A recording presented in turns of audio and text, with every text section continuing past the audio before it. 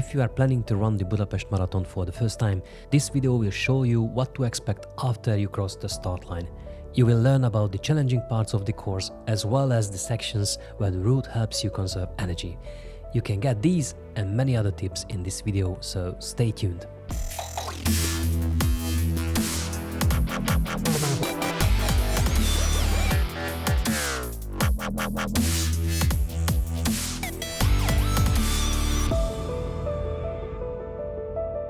You already made the first smart decision.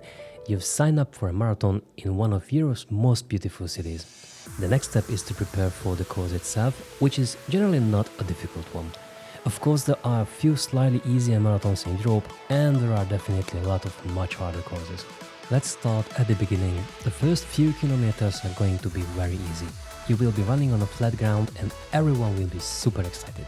Because of this, you will hit your first challenge at around 400 meters, a nice downhill section that leads you down to the lower Buda embankment.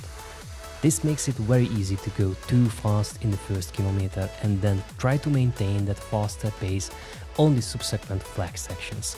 So, my first piece of advice for that first kilometer is this: stick to the plan and don't get carried away. The next 3 kilometers or so will be a nice flat run. Enjoy the view as you pass under Budapest's bridges.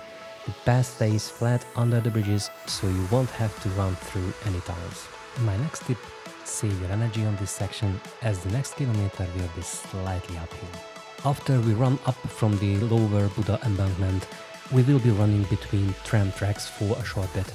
The ground between the tracks is asphalt, but it's a good idea to watch your step because the rails themselves can be slippery. You definitely don't want to take a tumble this early in the race. So just watch your step. The next kilometer or so is a gentle uphill section on the other side of the Buda castle. While there is not much to see here, the second half of this kilometer makes up for it all, because you will hit one of my personal favorites, the castle tunnel.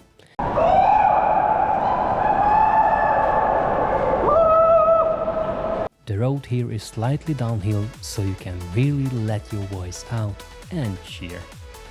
What the Tower Bridge is to London, the Chainbridge is to Budapest. It was the first permanent bridge across the Hungarian section of the Danube. Count Stephen Széchenyi initiated its construction and the original was completed in 1847. Unfortunately, like many other Budapest bridges, it was blown up by the retreating German troops at the end of World War II. The new, slightly wider Chainbridge was opened in 1947. On the Pest side of the bridge, you will find the statue of Stephen Széchenyi. If there is one place to stop for a photo, this is it. The next 4 kilometers are mostly flat and we will be taking a little detour on the Pest side. There will be plenty to see as we will run past St. Stephen's Basilica and then turn onto Budapest's famous avenue, Andrássy Avenue.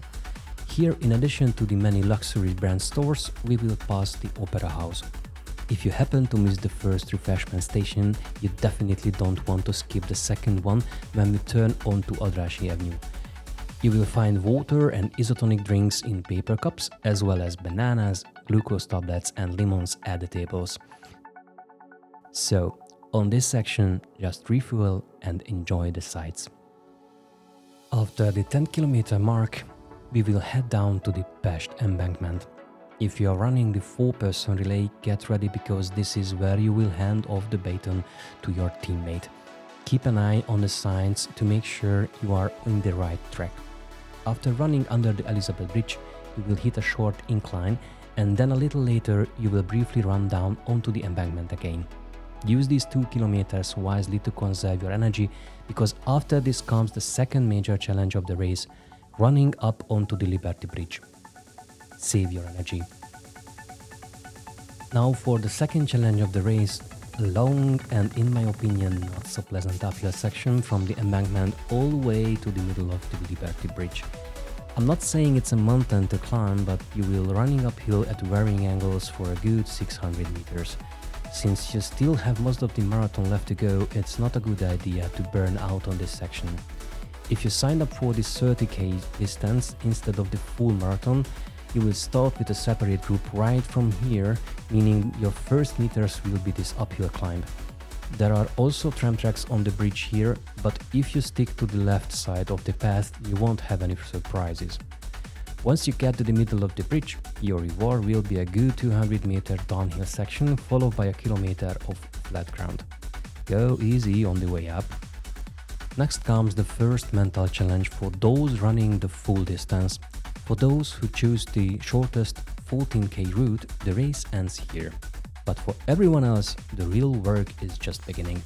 The mental challenge is that we are going to run right past the finish line, but this is not the end. At this point, I try to blend the image I see with the moment I'm looking forward to. I mentally experience what it will feel like to actually finish at the end, and then I keep running as if the finish line wasn't even there. Pay attention to the signs here too, so you don't end up in the wrong lane with the people who are done. Keep your head up, the finish line is still a long way off. The mental challenges continue after the 14-kilometer mark, because after a short detour we will find ourselves on the lower Buda embankment again. This segment is flat, so the challenge will be a sense of deja vu, which can be demotivating at this point. Patience, deja vu is only temporary. At about the 18-kilometer mark, where we turned left before, we will now continue along the embankment, discovering more of Budapest's beauty. But first, we will arrive at this second relay point, where both the 2-person and 4-person relay teams can hand off the baton. Everyone here should pay attention to the signs to make sure you are in the right lane. After the relay point, it's worth carefully glancing over to the other side of the Danube, where the beautiful Hungarian Parliament building comes into view. At the end of this pleasant flat segment, just before the Margaret Bridge, is the starting point for the half marathon. If you signed up for that, you will start from here at a separate time. Enjoy the easy segment and the view. Most city marathon courses include less exciting segments. It's nearly impossible to run on an interesting part of the course for all the 42 kilometers. This segment from kilometer 21 to 24 will be like this. After a short uphill run, another flat segment follows. It's smart to conserve your energy on this segment and make good use of the refreshment station, because after the 24-kilometer mark, another more difficult segment is coming up. Refuel and conserve your energy. In my experience of running the Budapest Marathon, the next segment was perhaps the biggest challenge for me. At this point, you are past the halfway mark. If you haven't conserved enough energy so far, you will start to run on empty, and you will be drained even more if you have to run up onto the Árpád Bridge for a good 600 meters with varying gradients. For me, this section has always been the biggest challenge of the entire course. This part of the route might change after I publish this video. A short segment of the road is currently closed for renovation, and according to the latest updates, it won't be ready until race day. My best guess is we will run on the north side of the Árpád Bridge instead of the south. This is a slightly longer route, so another segment might be shortened to compensate. After you pass the 25-kilometer sign, a short but steep downhill run is coming up, which at first feels like a reward for the previous meters, but if you look closely, you will see that you are not just running downhill, the faster runners are running uphill, right toward you. Pace yourself. I don't think it's an exaggeration to say Margaret Island is Budapest's Central Park.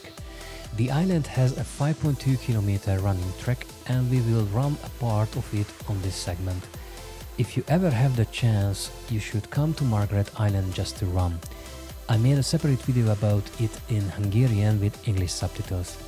The most scenic part of this section comes when we have already turned back toward the Árpád Bridge, where we will run through the middle of the beautiful park with plenty of trees. The end of this section, however, will likely hurt. The very steep downhill we ran on earlier now has to be run uphill. Many people choose to walk this short part, but you can lose valuable seconds.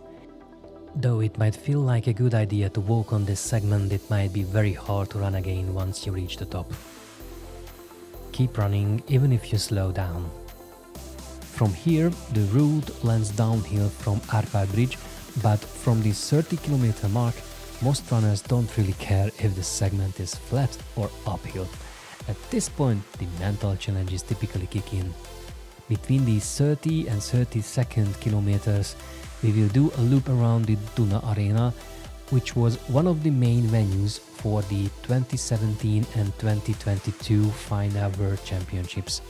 At about the halfway point of the 31st kilometer comes this third relay point, again only for the 4-person relay teams, so it's important to watch the signs again to make sure you are in the right lane.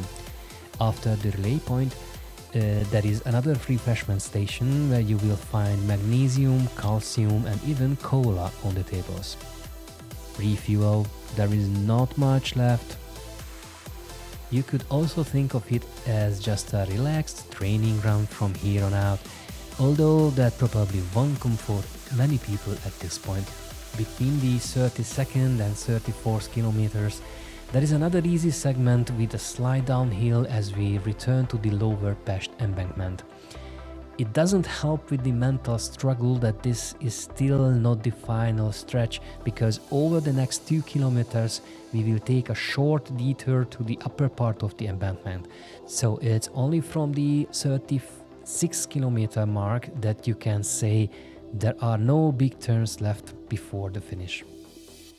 Hang in there, the final push is on. The next 2 kilometers are still flat, and if you are still interested in the sights, we will run directly in front of the Parliament building.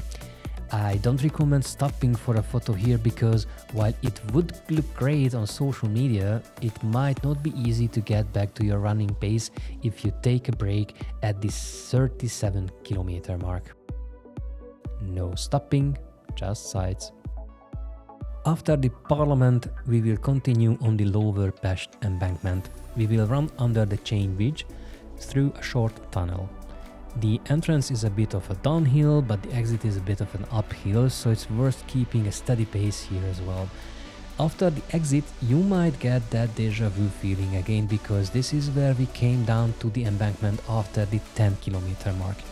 This means that the next 4 kilometers are exactly the same as the segment we run between kilometers 10 and 14. This also means that another unpleasant part is coming up as you have to run back up to the Liberty Bridge. However, at this point there will be 2 types of runners on the course. Those who have paced themselves well and are making a final push even with the uphill, and those who would sign a paper right there at the 40-kilometer mark if it meant they were at the finish line. No matter which group you are in, hang in there. There is no stop now, you will be at the finish line soon. After we leave the Liberty Bridge, there is really nothing but to push forward. Now is the time to give everything you've got. There is absolutely no reason to hold back. You are only about 1.5 kilometers from the finish line. Not far after the bridge, there will be one last refreshment station, mostly with water. As you get closer to the finish, you will see more and more supporters. You will hear the music from the finish area booming louder and louder for you. Be incredibly proud of yourself, because you will soon cross the finish line and be able to say, I completed the Budapest Marathon. If you get emotional at the finish, just let it happen. You have accomplished something that very few people in the world have. After you finish, you will get your medal first, and then you will take a short detour to pick up your finisher's pack with all sorts of snacks and drinks. Enjoy every single moment of crossing that finish line. Finally, let me give you a tip for the minutes and hours after you finish. More experienced coaches might not recommend this, but in my experience, the worst thing you can do after running a marathon is to sit down. Almost immediately, all your muscles will be tightened up and it will become incredibly difficult to walk or even move. This probably can't be avoided entirely, but I found that it helps a lot with post-marathon recovery to very carefully use your legs for the rest of the day. a short, easy walk, even just in a country yard, and lots of stretching can all contribute to your legs recovering as quickly and fully as possible. Remember to think about recovery too. I hope these tips will help you finish the Budapest Marathon successfully. Which part seems to be the most interesting for you? Which sounds a bit frightening? Let me know in the comments below. Let's meet on the course. If everything goes well, in 2025 you will find me around the 4-hour pacers. And also do not forget to like this video and subscribe to my channel to get notified about new content I upload. Bye.